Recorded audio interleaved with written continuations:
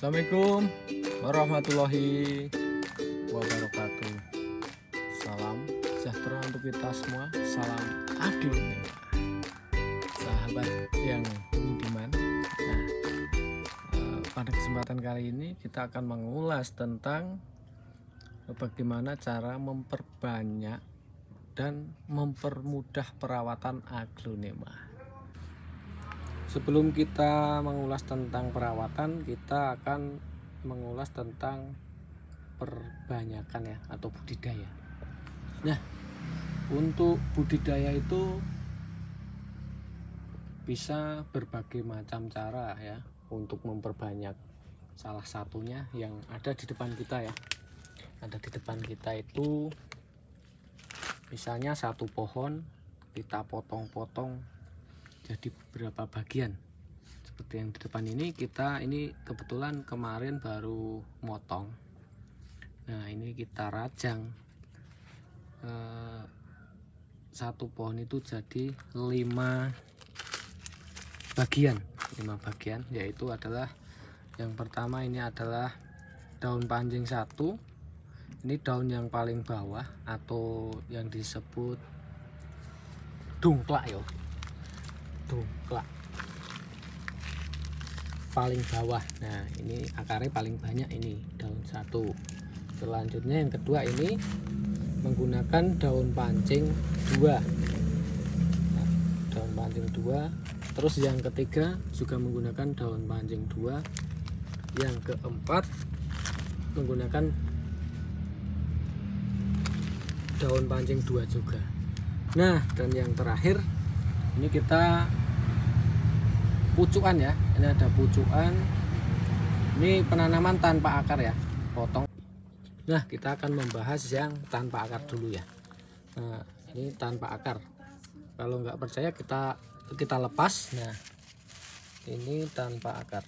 Nah, nih teman-teman, kita tanam tanpa akar.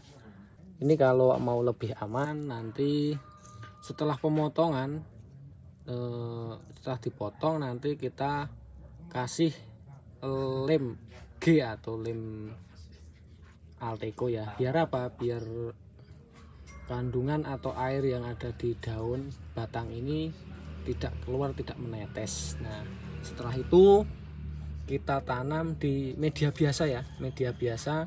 Nah, mungkin ada media fermentasi, langsung kita tanam kayak gini. Nah, usahakan jangan sampai goyang sepan ya.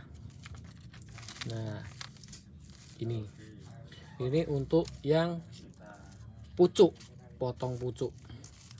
Nah, untuk yang menggunakan daun pancing, nah kita lepas ya biar lebih jelas. Untuk yang daun pancing kita lepas. Nah, ini juga tanpa akar ya, tanpa akar. Ada akarnya tapi cuman akar kayak gini, pancingan. Jadi kalau lebih amannya nanti setiap pemotongan dikasih lem juga bisa, dikasih obat juga bisa. Kalau metode kita menggunakan lem ya, lem G atau lem Alteco. Nah, ini.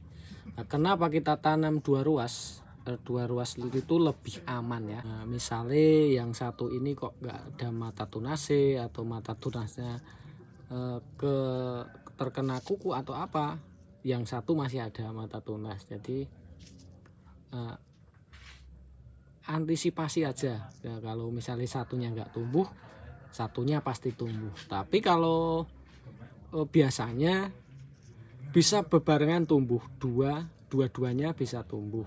Nah, penanaman cuman kita menggunakan pot kecil atau polybag seperti ini. Nah, seperti ini ya. Ini pemotongan baru kemarin ya, jadi kita bongkar ya, seperti ini. Ini keempat-empatnya sama seperti itu. Kalau yang di bawah, paling bawah ini pastinya akarnya lebih gondrong. Pasti untuk faktor tumbuhnya pasti tumbuh ya, kalau nggak mati pasti tumbuh. Nah, jadi daun pancing 1. Nah, seperti itu. Seperti halnya sebelahnya kita juga mempunyai Madam Suroyo. Nah ini malah daun 3, ini juga tanpa akar, tapi kita menanamnya menggunakan pot kecil ya, kecil sepan, biar tanaman itu enggak goyang. Kalau mau lebih amannya nanti bisa disungkup, kalau enggak ya yang penting ditaruh di tempat yang tanpa terkena sinar matahari ya. Kenapa kita sarankan tanpa terkena sinar matahari? Biasanya kalau kena sinar matahari itu daun kebanyakan bisa layu ya. Tapi kalau kita tanam di tempat yang teduh terus medianya basah, kita jamin 40% daun tetap bisa bertahan dan seger. Nah untuk selanjutnya, ini ya, jadi ini yang ini perbanyakan cacah ya, cacah seperti ini, cacah batang menggunakan daun pancing dan tanpa akar.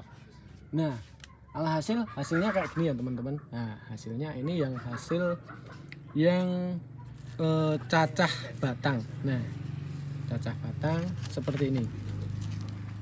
Jadi tadi untuk yang memakai daun pancing bisa disungkup dan bisa tetap kayak gini ya. Nah seperti ini yang memakai daun pancing.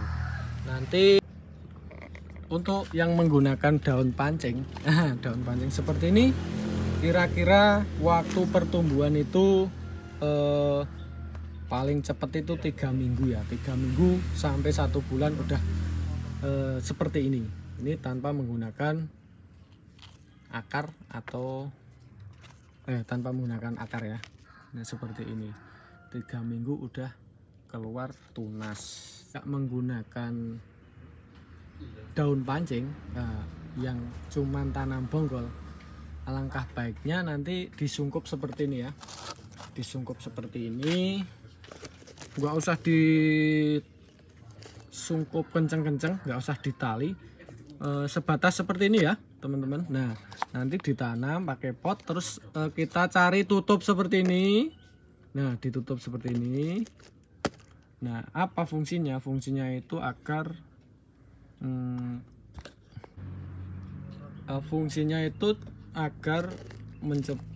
mempercepat pertumbuhan tunas ya.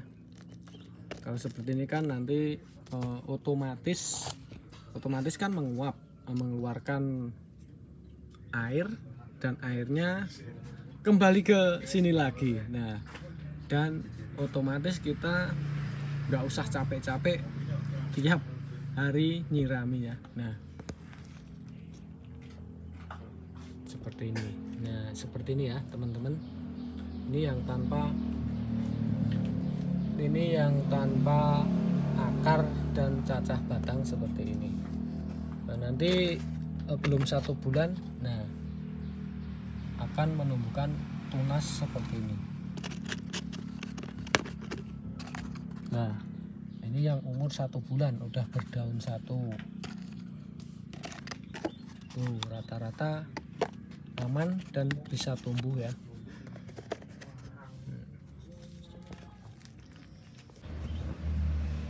Dan untuk pot penanaman itu nggak usah menggunakan pot yang terlalu besar, yang kecil aja ya, pot kecil ukuran segini. Ini ukuran 8 ya, pot ukuran 8 kalau nggak salah, iya 8, pot ukuran 8. Untuk apa? Untuk menghemat media salah satunya, keduanya untuk menghemat tenaga kita untuk merawatnya, dan menghemat tempat ya, menghemat tempat nih pastinya ya. Kalau kita pakai pot ukuran segini, ukuran 1 meter aja udah kelihatan buahnya ya, kita tanam buahnya. Tapi kalau pot ukuran besar, dikasih 2 atau 3 pot aja udah penuh, udah bingung kita mau nyari tempat. Nah untuk itu tentang cacah ya, cacah batang menggunakan daun pancing maupun yang tidak menggunakan daun pancing seperti itu. Untuk metode itu setiap nursery dan setiap orang yang budidaya itu berbeda-beda, tapi hasil dan tujuan kita sama saja. Dan ini untuk metode tadi yang cacah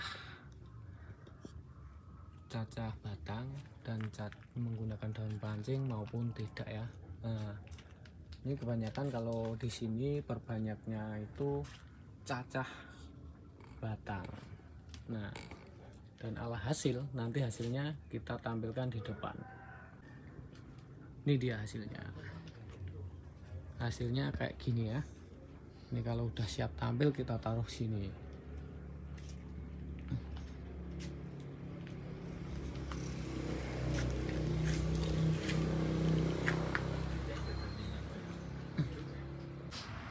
Udah itu aja yang bisa kami sajikan. Kurang lebihnya mohon maaf yang setulus-tulusnya, karena manusia nggak pernah luput dari kesalahan. Kita akhiri, wabillahi taufik walhidayah. Assalamualaikum warahmatullahi wabarakatuh.